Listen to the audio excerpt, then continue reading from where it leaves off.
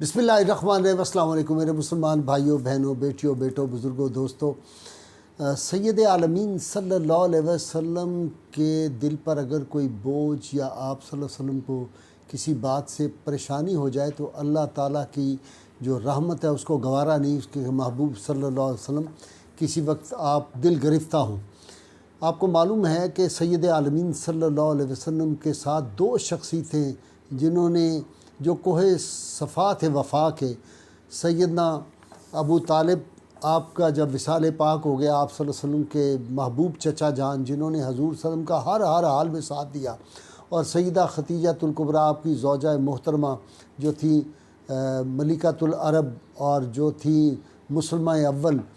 وہ ہستی پاک جو تھی وہ بھی رخصت ہو گئی، تو آپ صلی اللہ علیہ وسلم بہت اس سے آپ غم میں تھے اور اس کو عام الحزن ایک غم کا سال آپ نے قرار دے دیا۔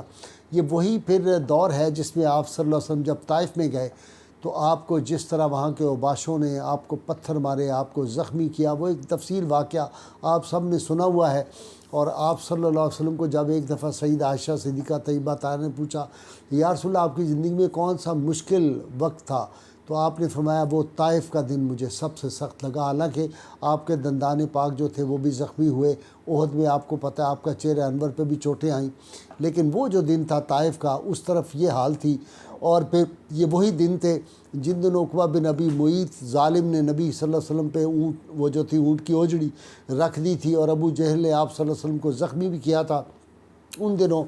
آپ کے دل پہ بڑا غم کا بوجھ تھا، تو پھر اللہ تعالیٰ نے اپنے محبوب صلی اللہ علیہ وسلم کا غم کس طرح دور کیا کہ آپ کو پھر اپنا دیدار کرایا، آپ کو جنت دکھائی، آپ کو سارے جنت کے نظارے دکھائے، سارے آسمان، ساری کائنات جو تھی وہ ساری اپنے محبوب صلی اللہ علیہ وسلم کو دکھائی۔ وہ کسی نے کہا تھا نا کہ رضا ہے ان کی خدا کی مرضی، خدا کی باتیں کلام ان کا، خدا کا ملک اور حکومت ان کی، خدا کی شاہی نظام ان کا۔ اللہ تعالیٰ نے جہاں اس کی شاہی تھی اپنے محبوب صلی اللہ علیہ وسلم کو دکھایا کہ یہ سارے جہان کی کنجیاں میں آپ کو دے رہا ہوں۔ تو اس دن آپ صلی اللہ علیہ وسلم کے بے شمار واقعات ہیں واقعہ معراج کے، لیکن دو واقعات آج بیان کرنے ہیں۔ ایک یہ کہ بیت المعمور جو فرشتوں کا کعبہ ہے اور بالکل ہمارے کعبہ کے بالکل اوپر ہے، اسی سیدھ میں ہے، وہاں آپ صلی اللہ علیہ وسلم نے 2 رکعت نماز پڑھائی اور 7ویں آسمان کے فرشتوں کی آپ صلی اللہ علیہ وسلم نے امامت فرمائی۔ حضور سید عالمین صلی اللہ علیہ وسلم نے دعا فرمائی، یا الہی یہ جو فرشتے تیرے ہر وقت عبادت میں مصروف ہوتے ہیں، ان کی عبادت میں سے، ان کے ثواب میں سے میری امت کو بھی حصہ عطا فرما۔ تو جمعہ کے دن سب فرشتے بیت المعمور میں جمع ہوتے ہیں، جبریل امین اذان دیتے ہیں جس کا ثواب وہ سرکار کی امت کو بخش دیتے ہیں۔ اس موقع پر حضرت اسرافیل نے جو خطبہ دیا تو انہوں نے عرض کیا کہ خطبہ کا ثواب میں رسول اللہ صلی اللہ علیہ وسلم کی امت کو دیتا ہوں۔ حضرت میکائیل امامت فرماتے ہیں فرشتوں کو، انہوں نے کہا میں اپنی امامت کا ثواب امت محمدیہ کو دیتا ہوں۔ باقی جو مقتدی فرشتے تھے انہوں نے کہا ہم بھی اپنی عبادت کا جو ثواب ہے، نماز کا حساب جو ثواب ہے وہ امت محمدیہ علی صاحب صلاۃ کو میں دیتا ہوں۔ تو کہنے کا مقصد یہ تھا کہ آپ صلی اللہ علیہ وسلم کے تصدق، آپ کے واسطے اور وسیلے سے ہمیں کیسی کیسی نعمتیں عطا ہوئیں، لیکن پھر اس امت نے بھی جو ہے وہ عشق نبی صلی اللہ علیہ وسلم، عشق رسول کا حق ادا کر دیا۔ 26 رجب المرجب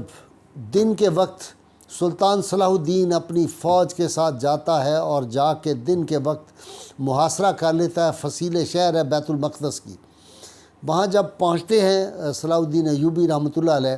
تو وہاں پہنچ کے آپ اپنے سارے کمانڈرز کو کہتے ہیں کہ یہیں ٹھہر جاؤ، فوج کو ٹھہرا دیتے ہیں۔ وہ کہتے ہیں جناب ہم شہر کے اندر جائیں، فوری طور پہ داخل ہوں بیت المقدس میں، یہ نہ ہو کہ جو دشمن ہے وہ وہاں سے نکل کے کوئی اپنی پھر طاقت کو مشتبہ کر لے۔ آپ نے فرمایا نہیں، تم سارے ذکر فکر میں مصروف ہو جاؤ، ابھی نہیں ہم نے جانا۔ پھر وہ یہاں میں یہ بات عرض کر دوں کہ سلطان صلاح الدین ایوبی ساری عمر مسکرائے نہیں تھے، تو لوگ ان سے پوچھتے تھے وہاں کے کہ آپ کبھی مسکراتے ہی نہیں۔ مفتی اعظم نے ایک دفعہ جمعے میں کہہ دیا کہ لوگ اقتدار میں آتے ہیں تو اس وجہ سے وہ اقتدار کی وجہ شاید ان کے اندر کو غرور تکبر ہوتا ہے، مسکراتے نہیں۔ تو سلطان صلاح الدین ایوبی نے اس مفتی اعظم کو بازو سے پکڑا، ایک طرف لے کے جا کے کہنے لگے مفتی صاحب مجھے یہ بتائیں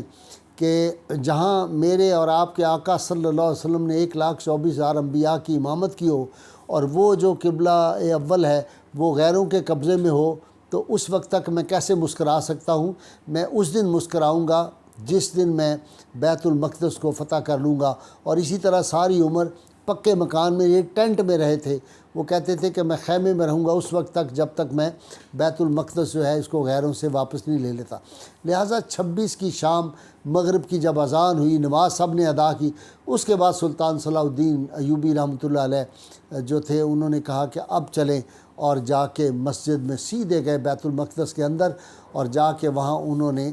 جو تھی نماز کی امامت کی اور کہا کہ میں نے اللہ سے وعدہ کیا تھا کہ جہاں میرے آقا صلی اللہ علیہ وسلم نے انبیاء کی امامت کی تھی وہاں میں اس دن 27 رجب کو جا کے وہاں نماز پڑھوں گا۔ اللہ تعالیٰ نے ان کی پھر یہ خواہش جو تھی یہ پوری کر دی۔ یہ ہیں مسلمان، یہ ہیں عشق رسول والے حکمران جو ہوتے تھے۔ اللہ تعالیٰ سے دعا ہے اللہ تعالیٰ ہمیں حضور رحمت کونین صلی اللہ علیہ وسلم کی غیر مشروط محبت لا محدود فدائی سی فوائے نہ لگائیے۔ پاکستان کا مطلب کیا؟ لا الہ الا اللہ محمد رسول اللہ صلی اللہ علیہ وسلم۔